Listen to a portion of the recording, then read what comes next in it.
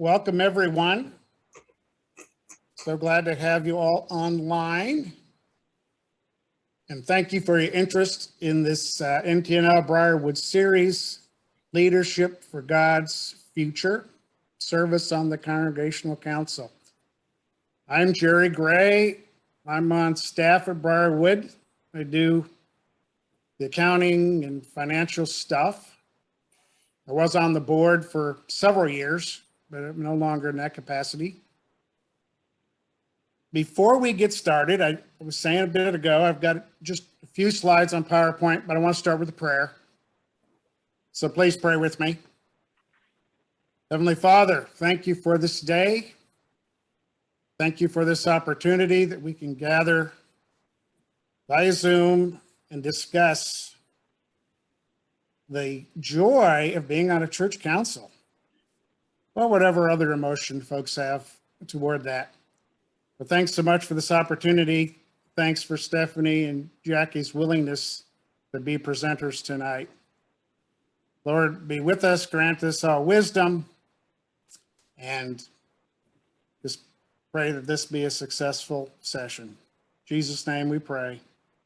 Amen. Amen. So we're kind of doing what we were supposed to do last week. I wasn't on. Every Thursday I've got other commitments already, and sometimes more than one. But so I haven't been attending all the other times, but I understood there were technical difficulties last week. So this week we're going to do what was supposed to have been last week. And somewhere downstream, we'll get the attorneys, Craig Ongley and Sean Lynch. Not sure when that will be. Real quick, let me put up this little PowerPoint I put together, make sure I get the right one.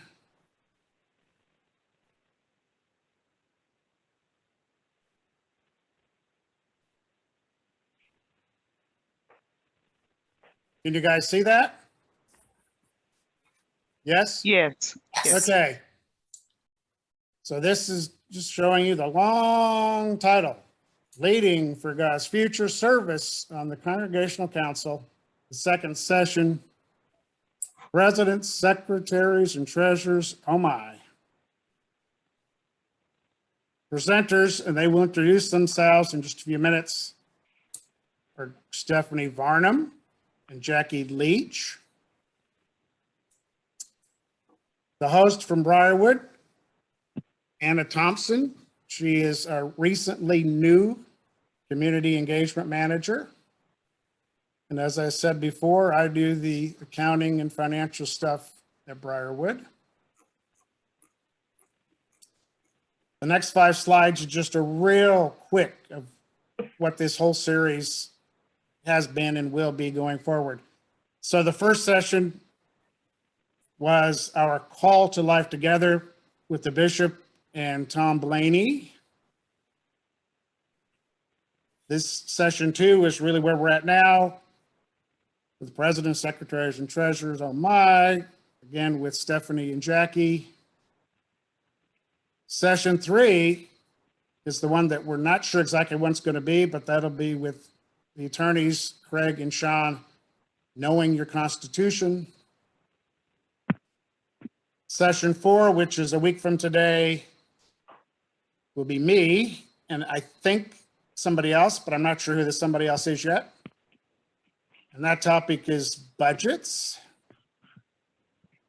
And the last session, currently scheduled for the 18th of November, is Leading into the Future with Pastor Hinojosa and Brandon Parsons.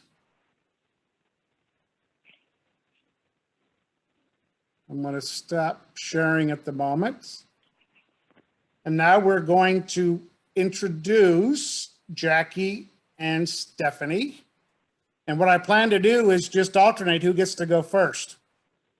So I'm going to let Jackie go first with an introduction of yourself.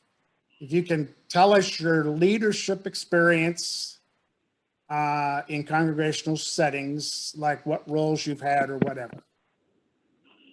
Sure. Good afternoon. My name is Jackie Leach, and I'm a member of Mount Olive Lutheran Church. Currently, I serve as president. This term here has been like 15 years now, and this is about my third term. I have been a member of Mount Olive. I'm a lifetime member of Mount Olive. I have served on the council just as a council member as well before becoming president. I have also served as treasurer on the council. So you've like done it all. Almost everything but preached. Well, I imagine they'd probably let you do that too. They've tried. Well, good. Thank you, Jackie. Sure. Stephanie, same question. A little introduction about what you've done in various roles and such. Okay. I have served on the council as an elected member for probably 12 years. I was never an officer, but I served as chair of many different committees. Then when I was first called as an associate in ministry and served at Christ the Servant Lutheran Church in Allen, as a staff member, I attended council meetings and submitted a report to the council and answered questions based on my report. And anytime council members called on me in support of what their committees were doing, I would respond to that. I served as the vice president of the NTNL Synod for 11 years. And that was kind of my second major leadership. The one prior to that was I served 11 years on our Synod Candidacy Committee, and I chaired that for 7 years. So that was my first kind of leadership role. So that's what I've done. Thank you very much, Stephanie. And I will just say the first time I was fortunate enough to meet Stephanie was in that role at the Synod when she came out to Faith and Flower Mound and helped us through a very difficult time. So thanks again for that. Many, many, many, many years ago. Thank goodness now. Yes, but it was a very special time to be with that congregation council. Well, thanks for your help then. All right, here is the first real question. And again, this time, Stephanie, you get to go first. Okay. How is a congregational council normally structured? And then a follow-up to that, and maybe some more, but the first follow-up to that is, what do you think is the optimal size of a congregational council? A congregational council is structured however the congregation's constitution specifies. There are, of course, the officers, and then there are the elected congregational members that generally then fill their roles as leading various committees or activities in the congregation. I would say, in my experience, 9 to 12 is a very good size, particularly if you've got 3 people that are officers and then had 6 other people to make up a 9 total, or 3 members and were officers, and then 9 members were your other serving council members. Some places do have 15, but my experience has been that you don't want it to be too large. You really need to have a small enough group to be able to work well, but a large enough group to be able to get accomplished what you need. And that can be specified in the Constitution. So there's no one size fits all. Where you're currently serving is how many are on there? The congregation where I'm a member, I'm not on the council. Okay, well, where you're a member then right now? They have 12. Well, okay. So Jackie, same question. What would you say is an optimal size of a council, and how is it normally structured from your experience here at Mount Olive? Normally there's about 7 of us, 7 to 9, I should say. That would include your officers and 3 members, 3 at-large members, I should say. And based on the size of our congregation, that number works perfect for us because we are small. And it's just so hard to get people to serve on the council. People don't want to be a part of it, you know. And like I said, that works best for us. About 7 to 9, I think, is a great number. As Stephanie stated, you don't want it to be too large. You know, it's hard to come to everyone to be on the same page, I should say, when it gets too large. So I heard you say at large. At Faith Lutheran in Flower Mound, where I am, that we too have at-large positions, 8 total, not counting the pastor, but 4 officers, 4 at-large. But the at-large, to the best of my knowledge, aren't associated with a specific ministry. They're just 4 at-large positions. It sounds like what you're saying at Mount Olive with the 3.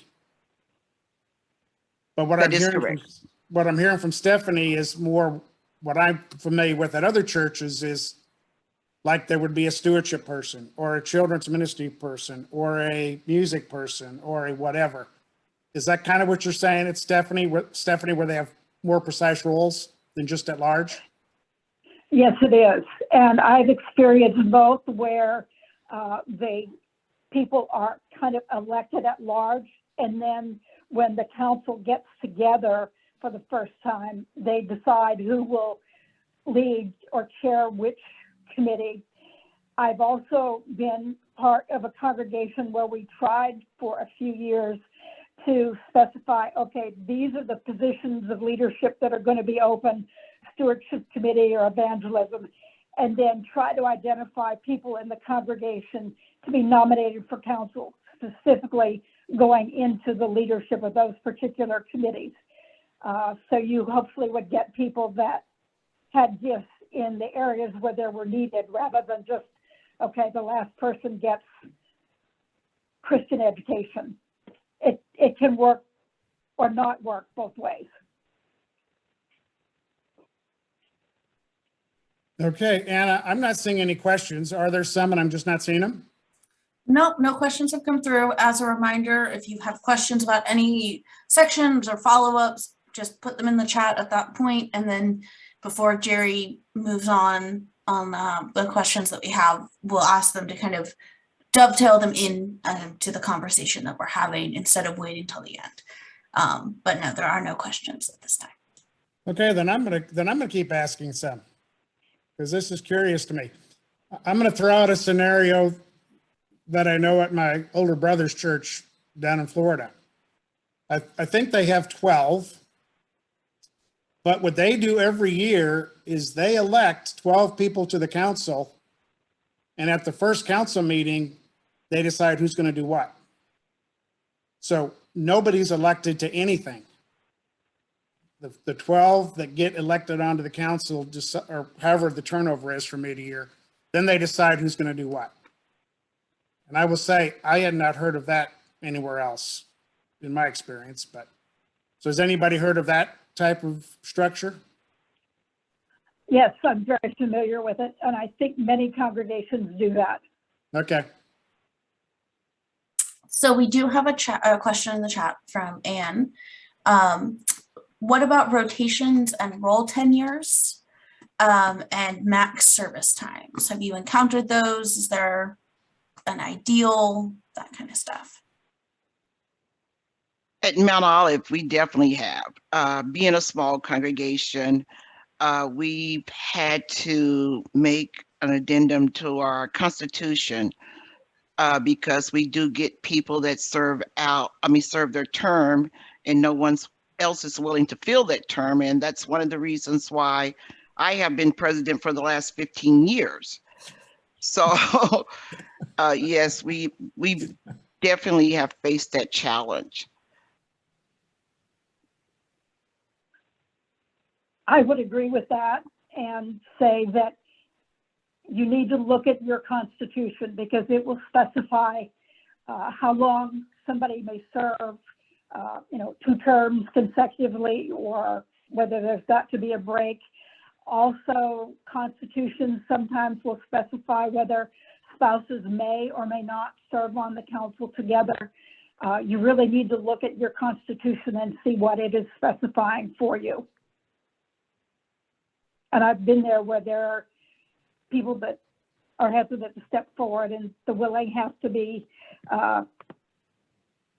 utilize their services more than sometimes is good for the person or for the congregation, because people do get burned out.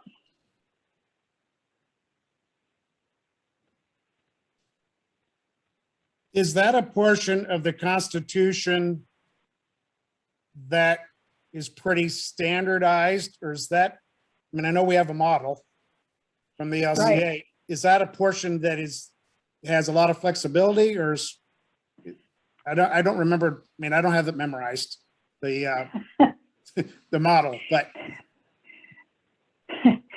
Nor do I, and it's been a few years since I've looked at the model.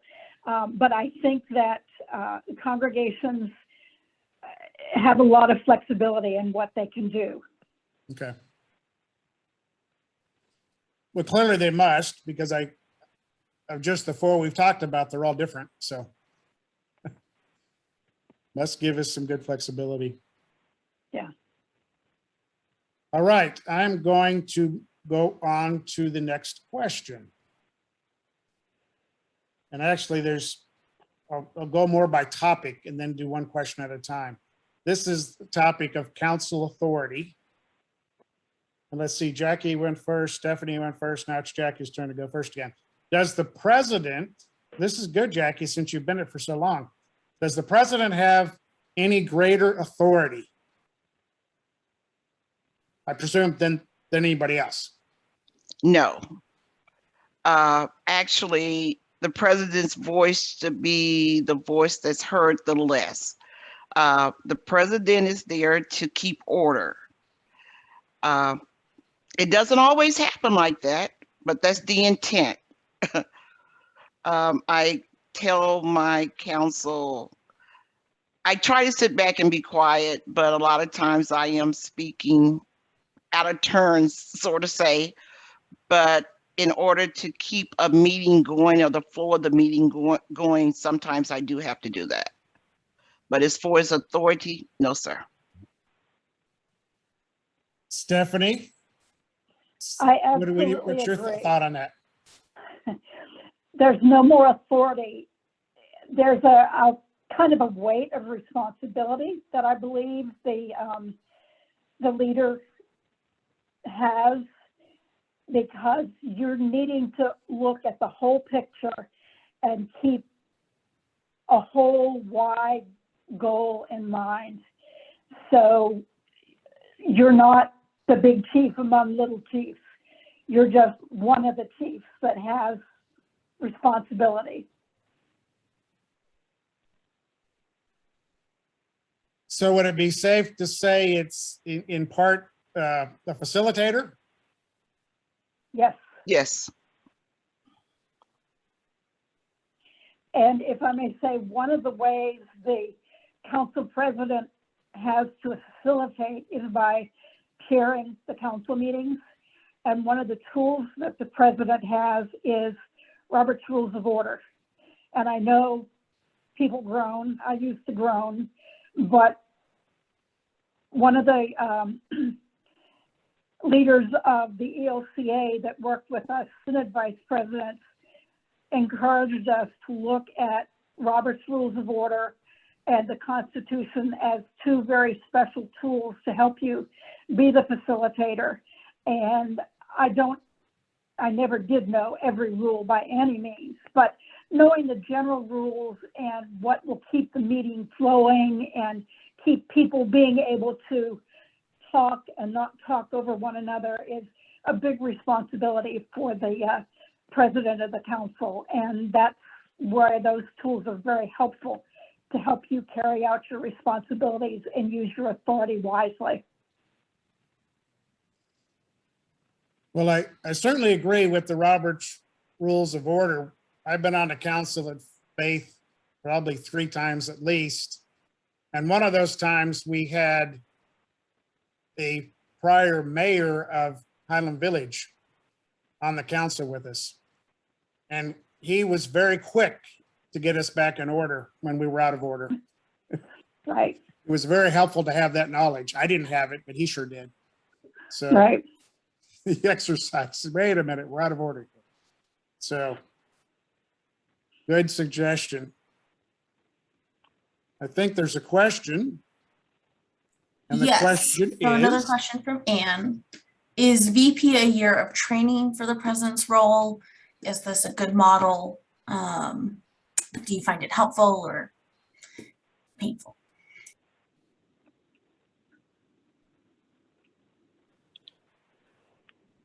I would have to say yes. The vice president should always be ready to step up and take over the role of a president. You never know what may happen. And especially when you're changing out your council, the more involved that vice president is in the business, the easier the transition is. The vice president can just pick up right where the old president left off. I would Stephanie? agree. I would agree, particularly if your constitution allows that. Anybody that served on the Synod Council with me my first couple of years, when I had never served on Synod Council, knows the deer in the headlights that the leader can show in the first few meetings when you're trying to get your feet under you. So if the vice president, if your pattern is to have the vice president then become the president, that can be an invaluable learning time for them. And we have another question from Rhonda. What can be done if no council member volunteers for a specific role? Like in this case, council secretary. Their last secretary stepped down.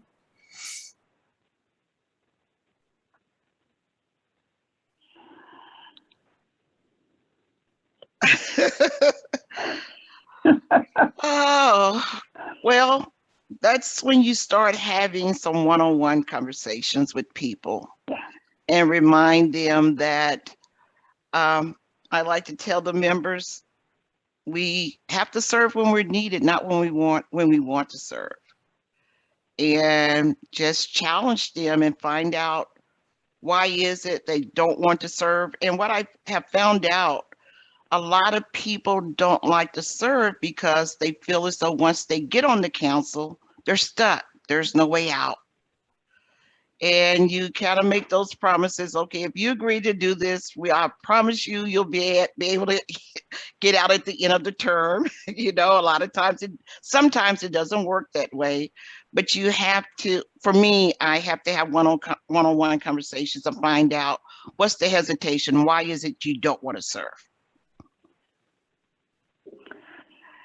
And I would agree that it's important to do the one-on-one conversations, and if necessary for you and the pastor to have a conversation about the people that are on the council and, you know, who might have gifts that would serve that way, and then to have a conversation and also ask what are the hesitancies besides, oh, I'll be in this forever and a day, and be able to honestly offer what help and guidance or training will be available to help the person when they do accept a role like secretary or treasurer or vice president or president.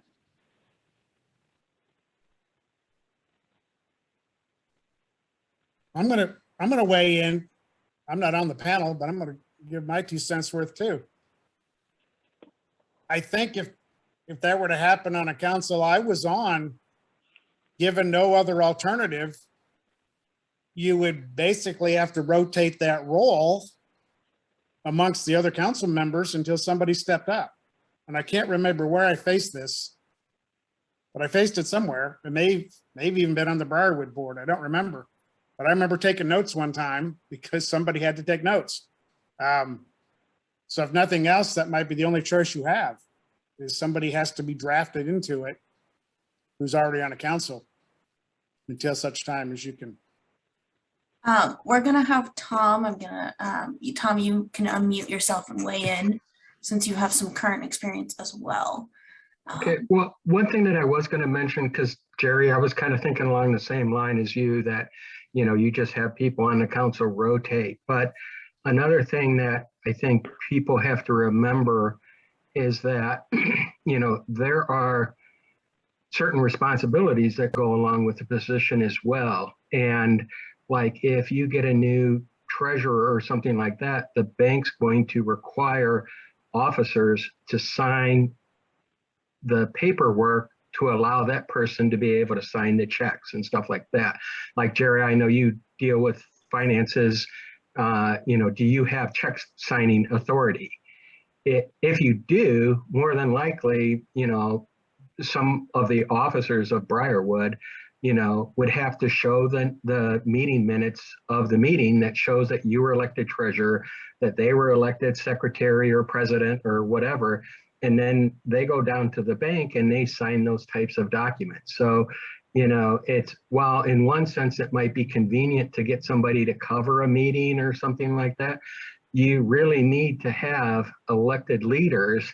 And to Jackie and Stephanie's points, a lot of that is, you know, one-on-one conversations. You try and reach out to some people that you feel are responsible, that, you know, have the best interests of the church. You know, yeah, you have to make those agreements that, yeah, we'll let you off when your term's up, you know, definitely. And then, you know, if you're like Jackie and you've been there for 15 years, you got to go have some more conversations maybe, you know.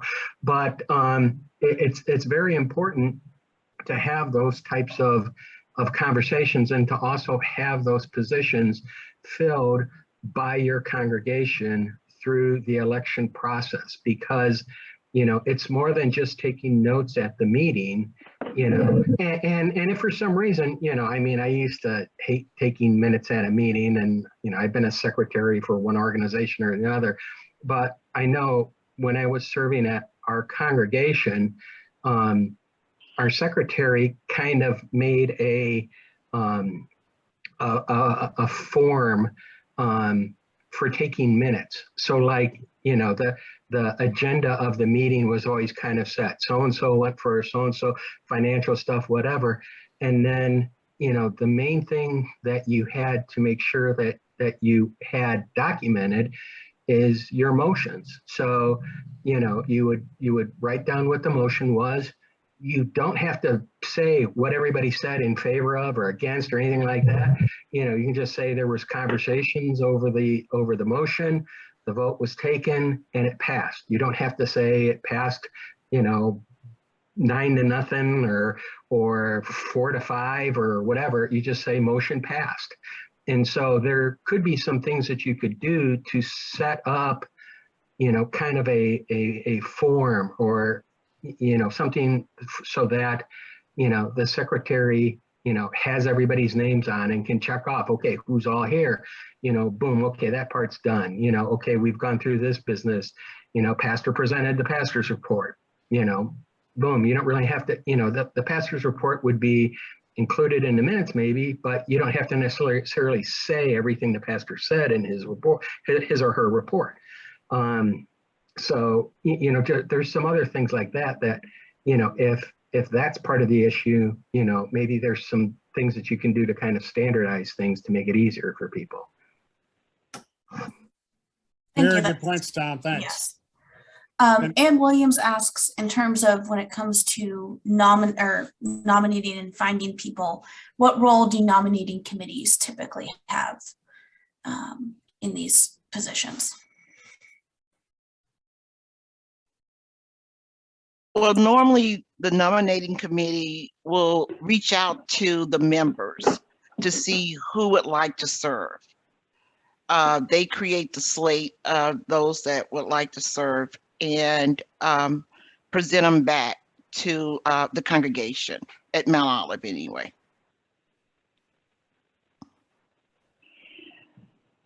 Yes, Stephanie? you want to speak to people and inform the whole congregation what number of vacancies there are going to be. But I like to approach things and remember this is administration. You're adding ministers.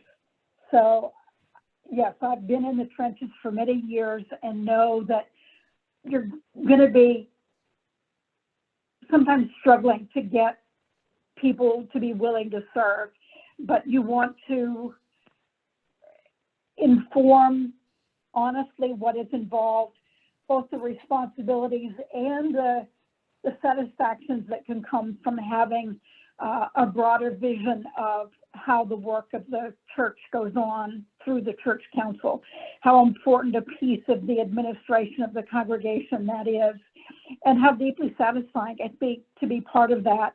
And then to have the leader, whether it's the president or whoever, think about what they can do to continue to foster relationships while people are serving.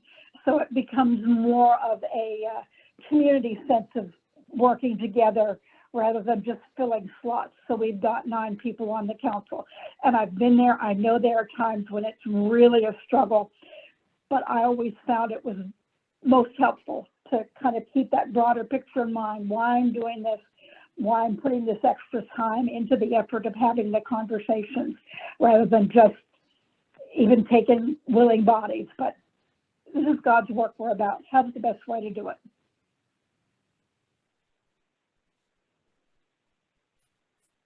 Okay, let me ask a second question under the general theme of council authority.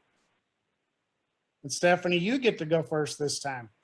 Have you seen some presidents over-function in their role? Yes, I have. And the experience has been where somebody really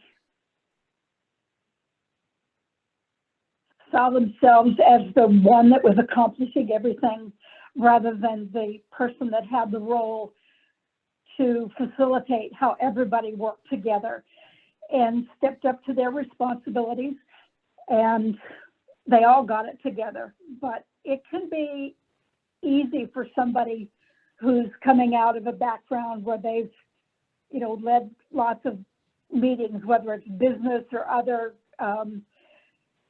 organizations, and step on toes.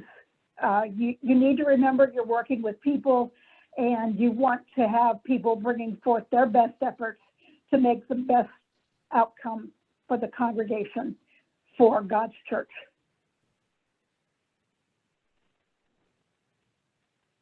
Jackie?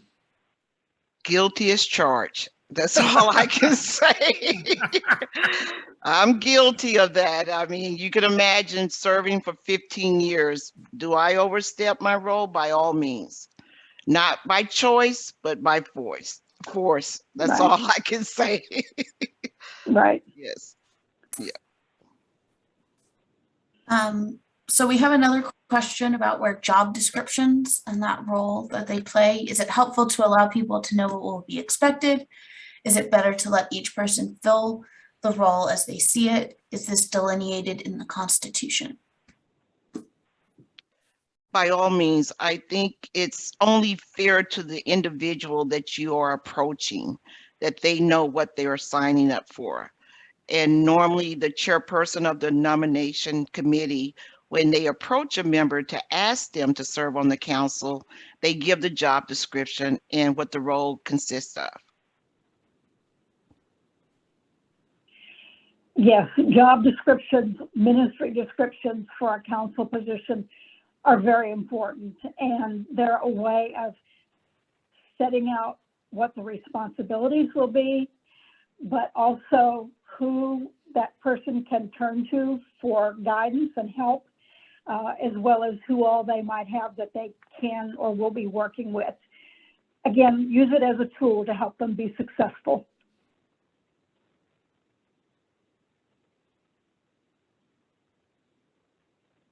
Okay, I'm going to take that last question that I asked and flip it the other way around. So have you been in a situation where you've seen residents underfunction, or in essence, not step up to what the role maybe should have been? Now, Jackie, I know you wouldn't have done that, so I know your answer. But have you seen that anywhere else?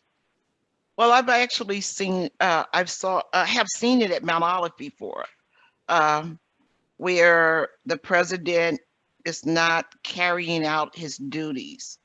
And at that time, that's when the vice president has to step up and remind the president of their responsibilities and their duties.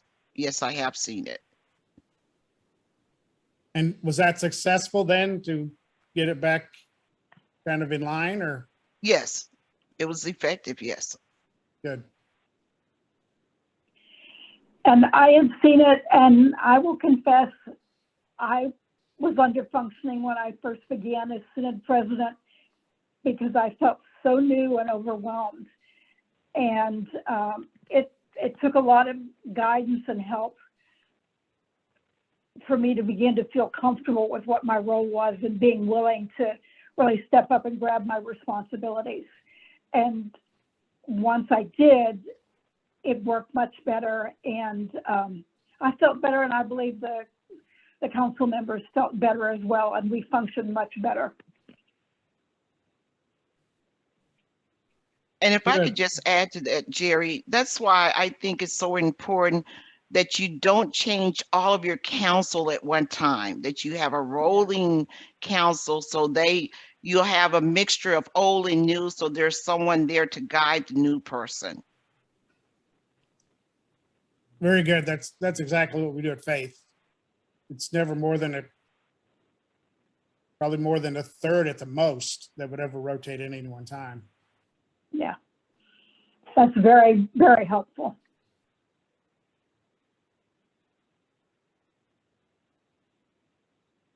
Just checking the chat real quick. That's been asked. Okay. Next question and last question under the council authority theme. And I forgot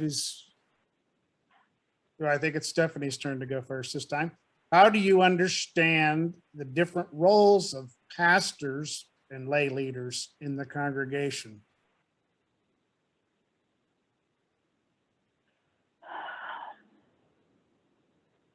The pastor's role is to be the spiritual leader of the congregation. They have administrative duties and responsibilities, but the council really should assume major administrative actions. I always approached working with the pastor when I was either a council member or when I was Synod council member, collaborating with the pastor or the bishop and making sure that we had worked through, for example, the agenda of the council meeting together. I would work through the skeleton of the agenda and make sure there were places for, what I knew were regular events, but made sure to have conversation with either the pastor or the bishop and make sure that all the pieces were in there that would be necessary based on what they knew that was going on that I might not know was going on. But again, it can depend on what your congregational constitution stipulates. So you need to look at that and make sure you're functioning within that. And if the congregation doesn't like the way the constitution is, there are things that can be adapted. Totally agree, Stephanie. In our Constitution, each role is spelled out. And if there needs to be some adjustments, we make those adjustments. But it is very clear in our Constitution what the pastor's role is, as well as the council. Yeah. And it's important that that Constitution is updated. Probably every 5 years, we'll look back at it to make sure that the Constitution is fitting the church's needs and the size of the church. Yes.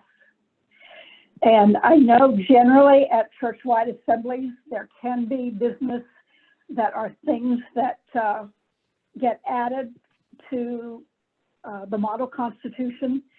So it's after every church-wide assembly that there will be information coming from the office of the secretary that gives the congregation information. And the model constitution is available online, and it's very easy to do a side-by-side screen and see where the model is, that you could put your constitution up to it and see where the differences are and where there might need things to be changed. I know it's not a fun administrative thing to think about, but it can really be a small action if you do it regularly. And I promise you, I know where there have been times where the Constitution has not been updated for many years, and it can really come back to bite a congregation in the rear end if that's not updated. So we have a comment from Paul, who says he meets with the vice president and president the week before the council to put together the agenda. So they're all up to date on what's happening when they present it to their council. And then Lois asks, what is the role of a deacon on the council? When I served in the congregation, back then my title was Associate in Ministry. Now the ELCA calls it Deacon. And my role was as a staff member, presenting a report and sitting in on the meeting. But I had no administrative responsibility or any kind of administrative responsibility as the council was meeting. And you were not a voting member of the council, right? Correct. Yeah. Jackie, do you have any deacons there at Mount Olive? Yes, we do, but not on the council. But I would like to say that council meetings are open to the congregation. Anyone can join that council meeting. They don't have a voice, but they can definitely join the meeting.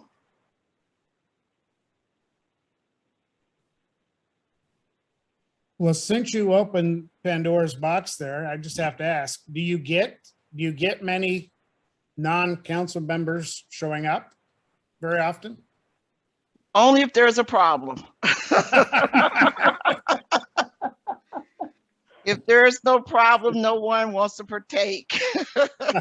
But if someone wants to fuss about something or something is not going the way they think they should go, by all means, They're there by the dozens, huh? Yes.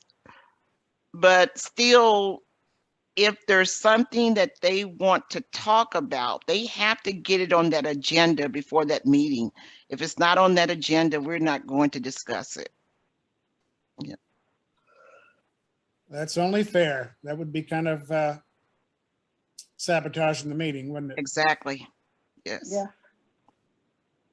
I'm just thinking back to my time on the council at Faith, and I think I can count on one finger the number of times we had guests that were uninvited, let's say. I mean, sometimes we'd invite people to talk about something, of course, but to just have people show up is very rare at Faith. Very. For whatever reason. Yes. All right, Totally I'm agree. going to go on to the next general topic, which is and off of my list, this is the last general topic, congregational decision-making and conflicts. Oh, it's good lead in there, Jackie. So here's the first question. And since obviously Jackie's had an opportunity, maybe she can go first on this one. Do you have any stories about congregational conflicts resolved during your times of leadership? Jerry, I think you know the answer to that. Many stories. I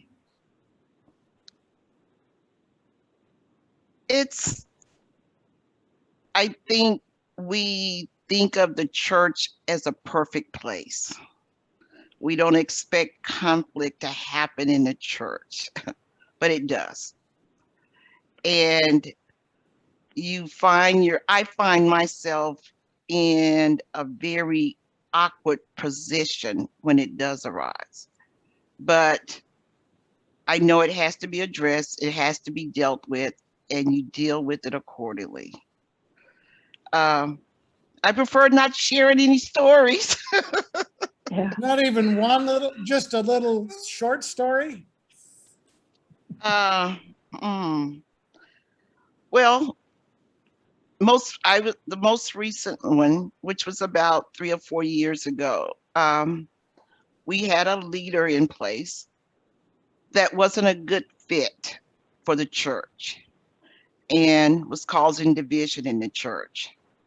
And this particular leader came after me personally, and was trying to get me put out of the church. So I was part of the conflict. And at that point, we did have to bring the bishop in to resolve the problem. Wow. Yeah. And obviously you weren't the problem because you're still here. I tried to tell them. Oh, yeah. Stephanie, any memories of any stories that you're willing to share, or has everything been perfect? Not perfect, not by any means. I just don't think of any stories that are particularly pertinent to share. The way I tried to approach it was opening with prayer and remembering that this is God's church and we're serving God, and we're all different people, and sometimes we have different visions and goals, but we were to work together to try to find what God's goal was for this church to serve God's community where we were. And it was a little thing, but I tried to have a cross on the table in front of me, reminding me as well as the people gathered in the meeting around me that we're gathering around the feet of Christ while we're doing this business. And when something was significant enough that we needed help, then we looked for it, whether it was help with the mediation, talking to the bishop's office, whether it was, the bishop's assistant who works with congregational care. That's a good first place to begin. And that person can either offer their observations or help or suggest other resources. And sometimes then it does go to the bishop and have to be found a kind of bigger way to be dealt with. But it happens, and everybody has to commit to, we're going to work our way through this. And sometimes people do have to just decide to leave.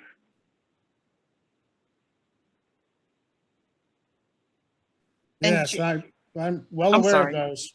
Yeah. And I I know just you wanted to add to that, Jerry. That's why it is so important that when we have our council meetings, we spend the first 20 minutes in Bible study. That's a way of keeping us all humble and reminding us that he's the good shepherd. We're all sheep. and that the church belongs to him. We're just the people in the church. So it is mandatory that before we take care of any business, that we spend the first 15, 20 minutes studying the Bible and praying. Great suggestion. Yeah, and I agree. I do remember one instance where there was a council member that objected to the Bible study and felt it was a total waste of time. And when the council member said, no, this is where we're going to be, that person said, okay, this is where I need to belong then. But we've got to have that focus first. Yeah, in a very similar vein, the last time I was on council, the council members rotated around with a devotion. So they were responsible for that first 15 or 20 minutes each time. And it worked out really well. Again, it got the focus where the focus needed to be. Yeah. All right. Next question in regard to decision-making and conflicts. And Stephanie, you can go first on this one. What issues or topics most often characterize points of disagreement or crisis? Number one, finance. Yay.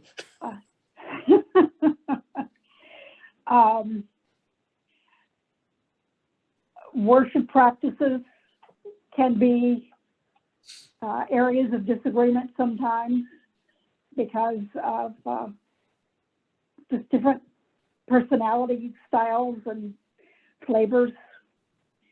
And that's got to be worked out and be agreed by the whole group that, okay, this might not be my favorite, but because it's what the group wants and they want to do it, we'll do it for this agreed on time and then reevaluate. To have that kind of agreement and say, we'll step back and reevaluate can give people a sense of, okay, if I'm really bothered by this, I'm not necessarily committed to it forever. But the realization that, you know, maybe things are changing. Another area where there can be some conflict is around property, how we keep up the facility or how we want to grow or where we allow utilization of the facility. There's just a lot of areas where there can be some disagreements.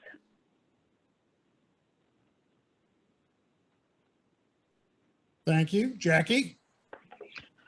Finances for sure. Egos. Egos get in the way of taking care of the business of the church. There's been a couple of incidents where we've had to deal with that, you know. Sometimes you have people that think because they are a big giver, they run the church, and that's not the reality. But normally the conflict comes behind the financials. Just like I asked this back to both of you, since you both said finances, just where to spend the limited resources or how to get more, or is it just always a battle on where the money goes? Who gets it? For Mount Olive, it's lack of finances, lack of money.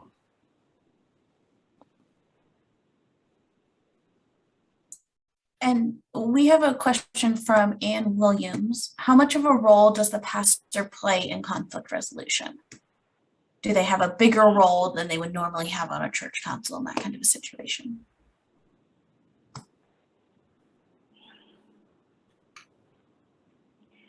It all depends on what's the conflict. Yeah. It all depends. And I say that because a lot of times, and I shouldn't say a lot of times, but sometimes the conflict may be involving the pastor. There is something that the pastor is doing or not doing that may cause the conflict. So it all depends. But even in that case, I would if the problem is brought to my attention, I always recommend that that person go back and talk to the pastor first. Go and try to resolve it with the pastor. And then if the problem cannot be resolved, then you bring me in. But I give the pastor the opportunity to fix it. Hear the pastor reason for doing what he's doing. I agree. And you need to know why the pastor is, if the pastor is causing a problem. Is there a theological reason? You know, what's behind what's going on?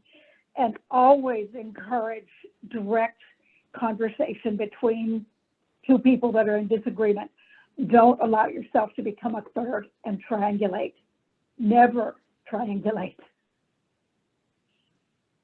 Yes, that's in Matthew somewhere, right? Yes. I'm not good on scripture memorization, but I know it says what you just said. And we do have a comment from Ann Monison that the Senate office is a rich resource for resolving conflicts. So definitely don't be afraid to reach out to them. And Les adds that it's Matthew 18. Thank you. Thank you, Les. Okay. Here is the last of the questions that we had come up with before we got started.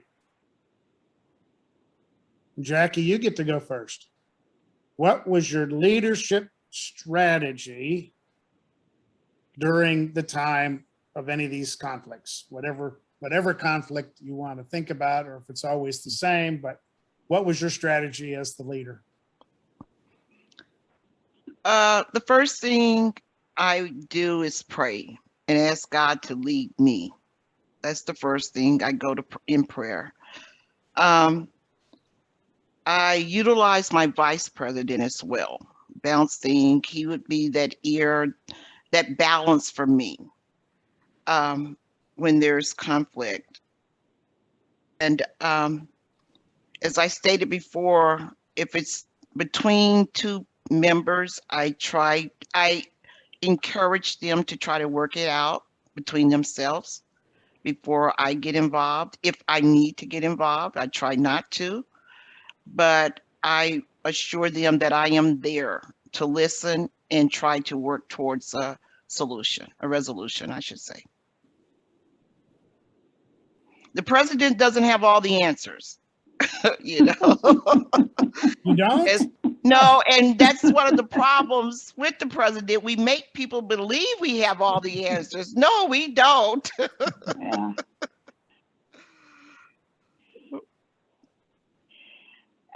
From my experience as president of the Senate and vice president of the Senate, and therefore the presiding officer of the Senate Council, I didn't have a vice president. That's not a position that's specified. So if a conflict came up, not in a way to be pointing fingers at somebody, but I would utilize the executive team, the treasurer and the secretary and the vice president of the Senate. We all have responsibilities in a kind of a broader view kind of way, and approach them with, okay, this is what we're struggling with or dealing with. This is where I'm struggling, or this is my thought, and get some ideas, some insights from some of these other folks that have the broader responsibilities rather than bigger responsibilities. And of course, you know, talk with the pastor or the bishop. Again, if that's not where the problem is, get the one-on-one going, but use a where it's possible, some other people to help. Just if you throw out some ideas, I find it just was helpful to say something and see how it sounded, see how other people were affected by it. to help me kind of feel my way toward things. And so I guess my approach is kind of collaborative.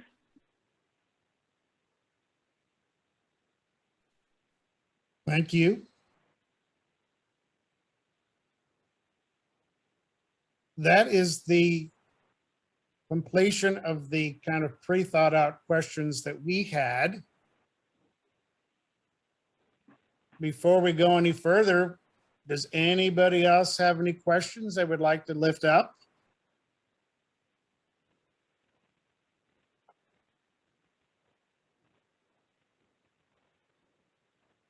As you're thinking, I'm going to echo a comment that was made earlier in the chat about how supportive the Synod can be. The instance I referred to at the very beginning of when I first met Stephanie was about 15, 16 years ago at Faith and Flower Mound. And, you know, it clearly got to the Synod office, and we were blessed with resources from all over the place within the boundaries of the Synod. I can't remember that we went outside of the boundaries of the Synod, but maybe we even had to do that. But if there is an issue, the Synod provided resources that we didn't even know existed that helped us resolve what was going on at Faith. So it was extraordinarily helpful and way more help than we could have figured out how to get on our own. So I hope nobody gets to that point they have to do that. But if you do, that's a very helpful resource. We do have a question, so we're not ending on quite such a dour note, from Ann Williams. How much of a role does the council exec play in the visioning for a congregation?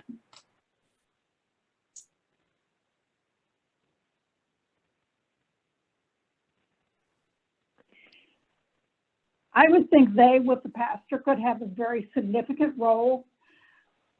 Again, because they're kind of looking at a broader picture from kind of a slightly higher position to look down and see more. But it's incumbent upon them to engage in conversation with lots of people and the broader community, because visioning means, okay, what does God want to have done in this community, and what resources are here in this congregation to help that come about. So you want to have a good chance to be looking very carefully at both and get conversation and collaboration going.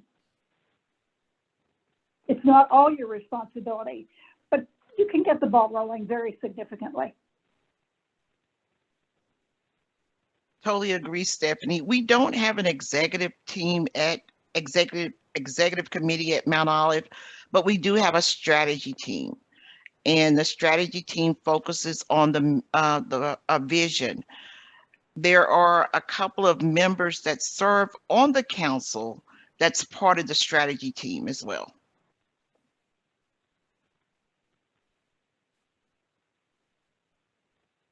Very good.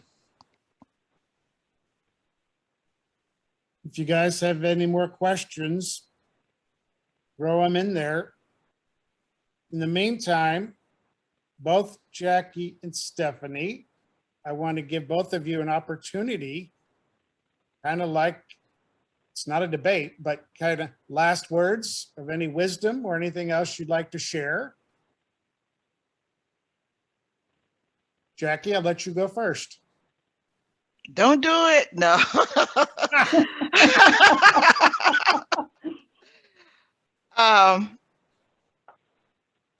Just remember, there's only, the great shepherd is the shepherd, and we're all sheep, and just allow him to lead you.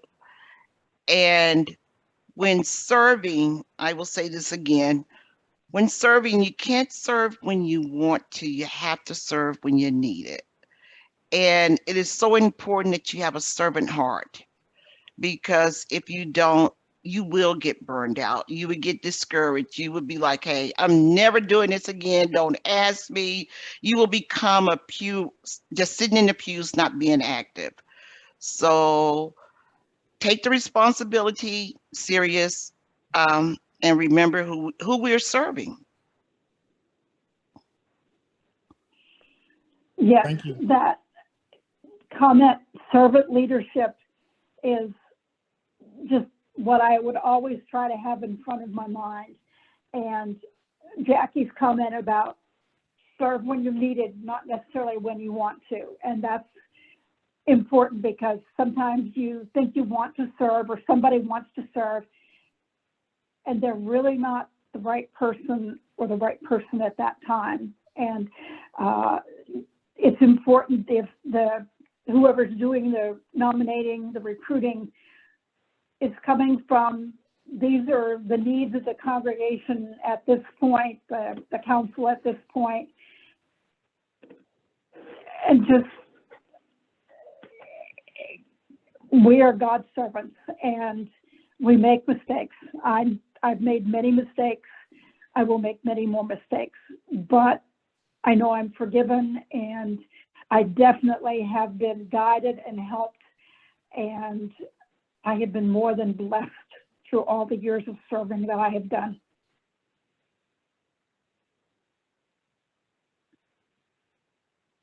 Thank you. And I'm going to throw one closing thought to that. And this is what our pastor, Rusty Faith, says all the time, that God does not call the able or the enabled, but he enables the called. Yeah. So if you are called to do something, he or she will enable you to do that. Yeah. And however that magically works. Amen. So on behalf of Briarwood, Dr. Smith, and of course, the bishop and Anna and myself, thank you to Jackie and Stephanie. We very much appreciate your leadership tonight. Yes, thank you. Round of applause. And thanks for each and every one of you for being here. We very much appreciate it. We couldn't have these things if we just had me and Anna and Stephanie and Jackie. I mean, it wouldn't be nearly as much fun. So thank you very, very, very much. Appreciate it. Please be reminded, if you come next week, you have to listen to me, but, hopefully there'll be somebody else too. So next week, we'll talk about budgets. The following week after that, we'll talk about new stuff, I believe, the future. Mhm. And we're also slotting the lawyers in. They had some last minute scheduling conflicts tonight because their lives are unpredictable. So we were able to move things around, but we will have them coming up in one of these weeks. So I want to thank Jerry for helping guide the conversation. I won't say he lost rock, paper, scissors, but yes, we'll see you all next week, and we look forward to it. Good night. Good night, everyone. Good Thank night. you so much. You're welcome.